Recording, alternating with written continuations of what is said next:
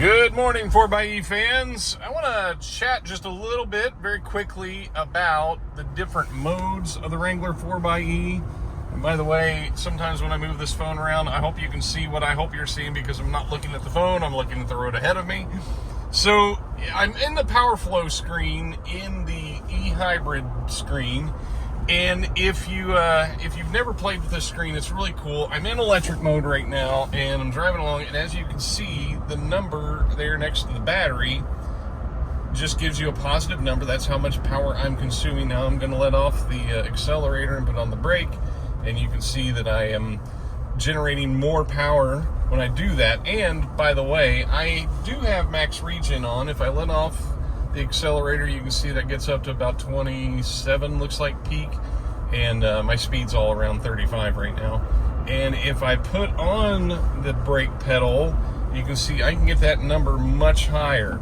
If you aren't familiar with the blended braking system on the Wrangler 4xe, when you put your foot on the brake under normal braking, you do not apply the friction brakes. You're using the torque in the P2 motor in the generator to decelerate the vehicle, and it will only hand off to the friction brakes in the last few feet just to bring the vehicle to a complete stop. But that's not what we're talking about today. We're talking about the different modes. And if I put this vehicle in hybrid, we'll take off here at this light when it turns green, and what you're going to see is the engine number, the yellow number, and the green battery number are both going to work together to bring this vehicle up to speed. And you can see they're both creating power there.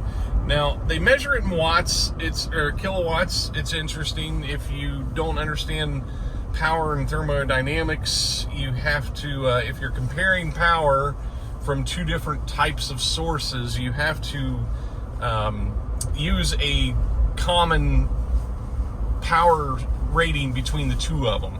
You know, normally we would measure a gas engine power in horsepower, but because we're trying to compare two different power plants here, it's doing kilowatts for both of them.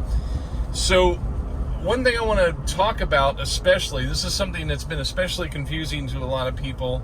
As you can see, this hybrid system has been working together the whole time there, and the engine's still running. I'm going to throw this vehicle in eSave. Now, a lot of people have this idea that eSave is a gas-only mode, and it's not.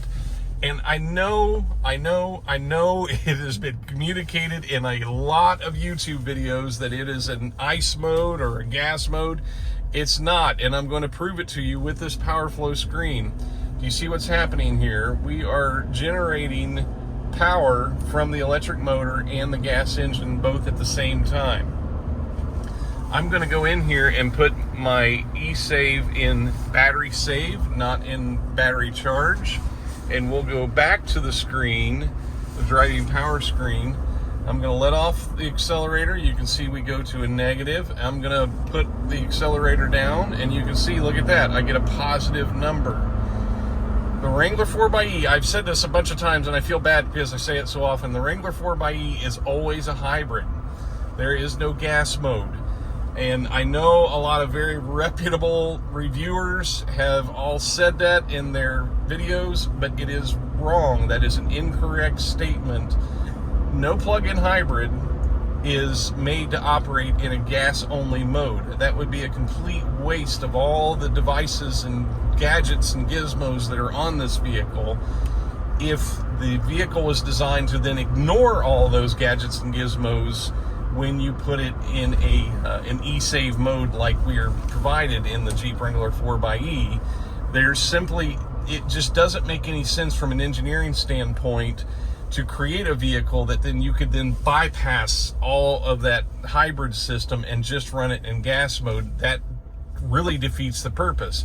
And why that is, as you're driving, this road is a great example up here. It's kind of a decline up here, and we're going to go downhill. So this vehicle is not going to have to work as hard to move the whole vehicle forward. The power plant's not going to have to work as hard. So it's going to see that if we were up to speed. I'm still accelerating, but if we were up to speed, you can see it's taking advantage of this downhill, and it is charging to the tune of what, -5, -7 kilowatt an hour.